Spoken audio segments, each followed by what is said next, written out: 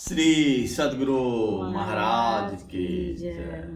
बंदो गुरुपद कंज कृपा सिंधु नर रूप हरि, महामोहतम पुंज जासु वचन रवि कर निकम। मेरा मुझ में कुछ नहीं, जो कुछ है सब तोर, तेरा तुझको सौंप के क्या लागेगा मोर। हे गुरु, संत में ही उपदेशामृत का 21वां परम वचन गुरु महाराज का। एक क्या है प्यारे लोगों, गोस्वामी तुलसीदास जी ने अपने ग्रंथ का नाम रामचरितमानस रखा है। रामचरितमानस में देखने के लिए कैसी दृष्टि चाहिए सो भी उन्होंने बताया है। वे कहते हैं, अस मानस मानस चखु चाही। इस रामचरितमानस में देखने के लिए जो नेत्र चाहिए वह नेत्र आंतरिक नेत्र है, यानी दिव्य दृष्टि है। दिव्य दृष्टि से जब तक नहीं देखा जाए तब तक उपयुक्त ग्रंथ रामचरितमानस को कोई समझ नहीं सकता। दिव्य दृष्टि होती है साधन द्वारा। दृष्टि साधन आंख, भोह, डीम, पुतली आदि को टेढ़ा करने से नहीं होता है, बल्कि वह अपने अंदर की दृष्टि धाराओं को एक करने से होता है। आंतरिक दृष्टि से जो कोई राम को देखेगा वह भगवान राम को सीता के साथ या लक्ष्मण के साथ तीनों रूपों में नहीं देखेगा। उस दृष्टि में राम को एक ही एक देखेगा, वह आत्मदृष्टि है। उस आत्मदृष्टि को दृष्टि कहो चाहे नहीं कहो, कहने के लिए कोई शब्द नहीं है कि जिसके द्वारा उस दृष्टि को कोई कहे। उसके लिए संतों ने जो साधन बतलाया है वह है दृष्टि योग और सुरत शब्द योग। दृष्टि योग में है कि एक को देखो, एक क्या है, इसके द्वारा विद्वान पंडित समझ सकते हैं कि एक देखने में नहीं आता है। एक वह है जिसकी चर्म दृष्टि से कोई देख नहीं सकता, उसको मानस दृष्टि या दिव्य दृष्टि से देख सकता है। वह है बिंदु। बिंदु की परिभाषा है कि जिसका स्थान है परिणाम नहीं, जबकि परिमाण नहीं है तब कोई कैसे स्थूल दृष्टि से देखे। राम के लिए तो दो तरह की बातें हैं, एक तो शरीरधारी राम, दूसरे आत्मस्वरूप राम। आत्मस्वरूपी राम एक ही एक है, दूसरा कोई नहीं। दूसरा जो है वह माया है। माया देखने में ठीक है लेकिन विचार में ठीक नहीं है। जैसे मृगा जहाँ पानी नहीं है वहाँ भी धूप की चमकती में पानी देखता है, परंतु इस तरह की दृष्टि से सीताराम को कोई नहीं देख सकता, क्योंकि वे आत्मदृष्टि से ही देखे जाते हैं। संतों के सत्संग में गहरी से गहरी बात समझाई जाती है, उसको ध्यान से देखकर सुनो। सीताराम स्वरूपतः साधारण दृष्टि से नहीं देखे जाते, वे योगिक दृष्टि से ही देखे जाते हैं। और जो कोई उनको योगिक दृष्टि से देखते हैं तो उनके लिए सीताराम दो नहीं एक ही एक हो जाते हैं। इसको समझना चाहो तो रामायण, महाभारत, गीता, उपनिषद आदि सदग्रंथों को पढ़ो और बिंदु नाद की उपासना करो। संत पलटू दास जी कहते हैं, बिंदु में तह नाद बोले, रैन दिवस सुहावना। उस बिंदु में नाद की खबर होती है। नाद की खबर होती है तो जीवात्मा चेतन सुरत वहाँ पहुँचती है। जहाँ से इसकी उत्पत्ति होती है, इसकी उत्पत्ति होती है परमात्मा से।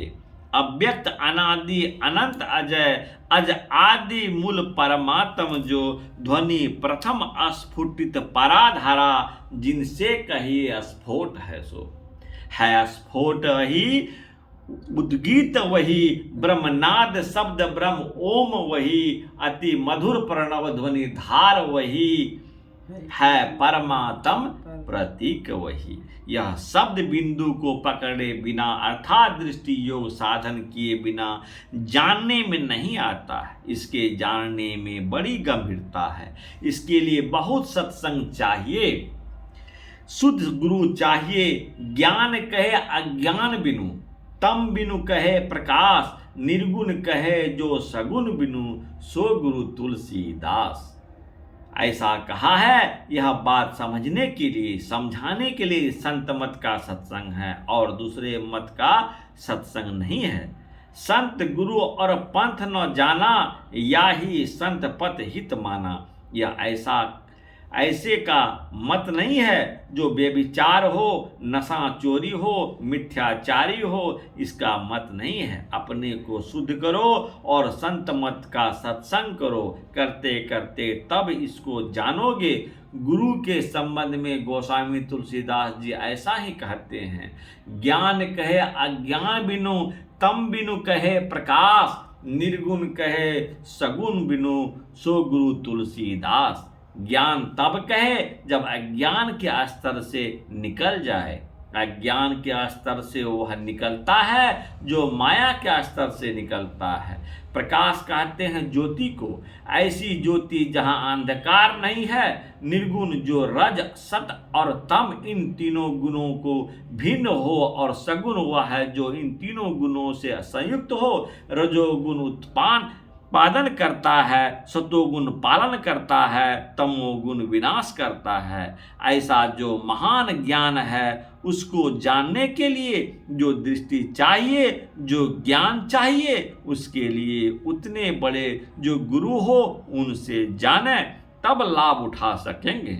नहीं तो नहीं। हमारे सत्संग में बहुत झुंड बनकर आए हो तो क्या यह बाहर का दिखलावा मात्र है। चाहिए कि असली वस्तु जो सार है उनको ग्रहण करें।